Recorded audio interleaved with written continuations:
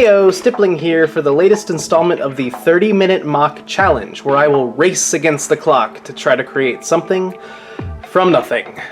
As always, I have Stipalu here, my best friend and pal, who's holding a bucket full of challenges. What are these challenges? These are challenges designed and carefully selected to add an exhilarating twist to my design challenge. So each one will pose some kind of difficulty in my creation and force me to think outside of the box in some way. Who are you? So without further ado, let's go ahead and see what our assignment is for today. The entries that were selected last week are already in here, for those wondering.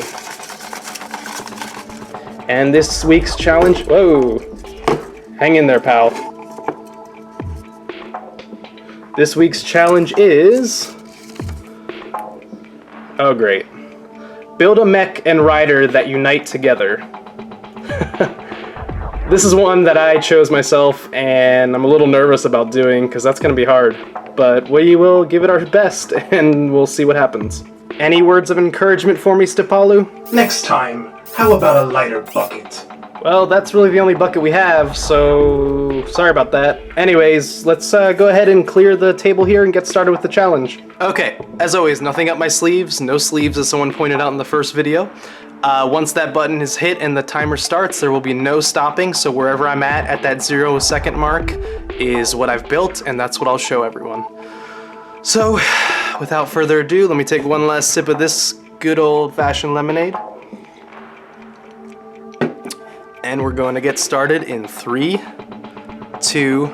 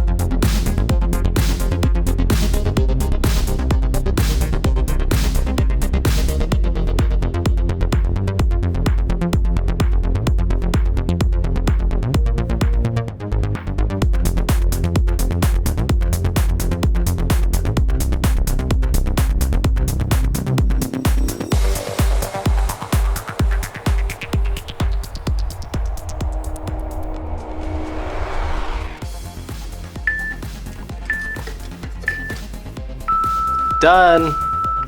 That was a fun one, guys. That was really fun. I'm really proud and impressed with this. And yes, okay, I have something I'm finally proud of. Okay, let me pull it into the studio and we can take a look at it.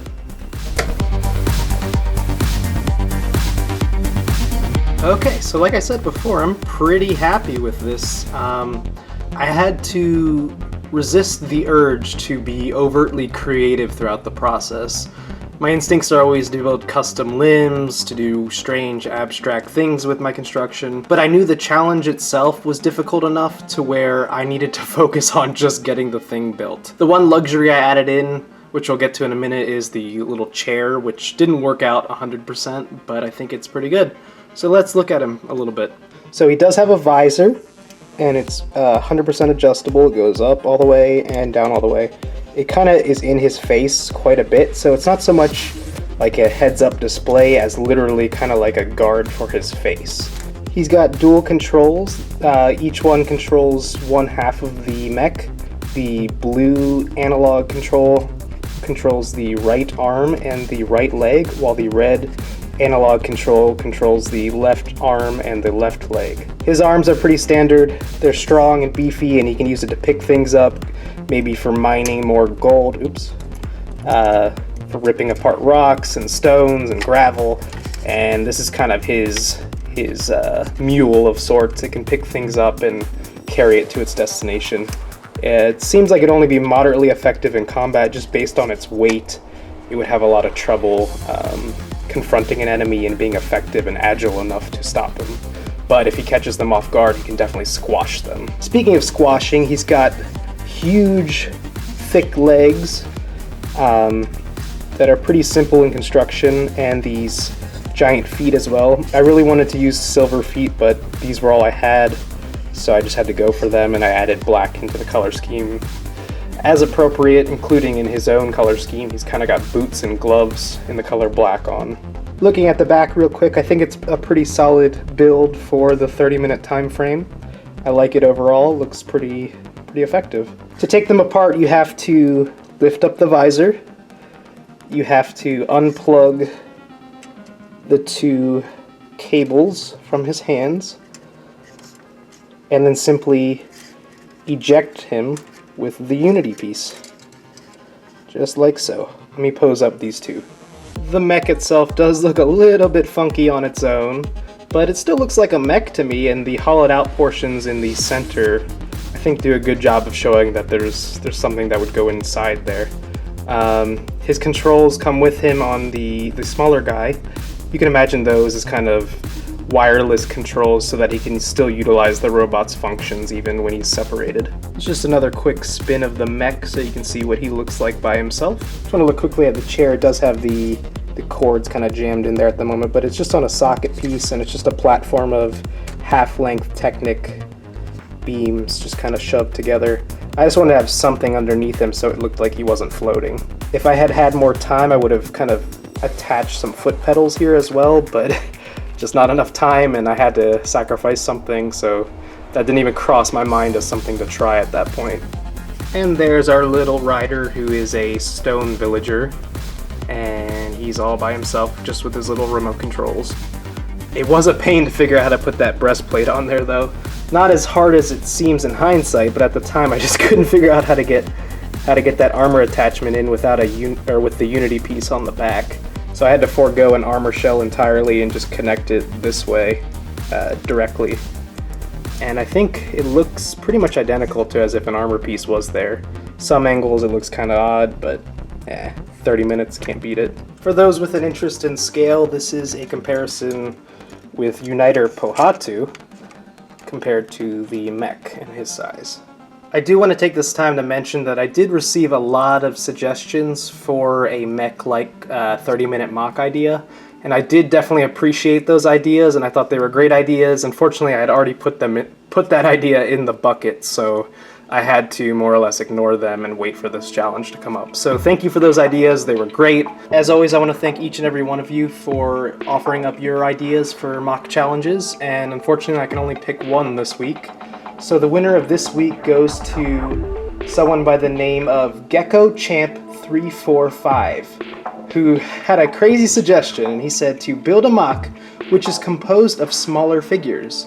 It must be able to separate into the smaller creations, and the combined model must be able to stand and function. Perhaps you could make it so that each of the smaller models have incomplete functions that work when they are combined. Wow, and I thought this mech challenge was hard. So as always, I'm going to post some of the runners up at the end of this video, so thanks to all of those as well. And the last comment I want to post is one by Boise Gang, who mentioned this to me, and I thought this was a great idea. He said, "It would be funny if there was a series where Stippling reviews things." Stippling, what do you think about that? Well, you just gotta give me something to review. So it sounds like he's on board for that. Stay tuned for maybe another series. Who knows? Who knows what could happen on this wacky channel, Play Stippling. Thanks to all who've been keeping up with me so far, and keep watching. There's more videos like this to come. Thanks for watching.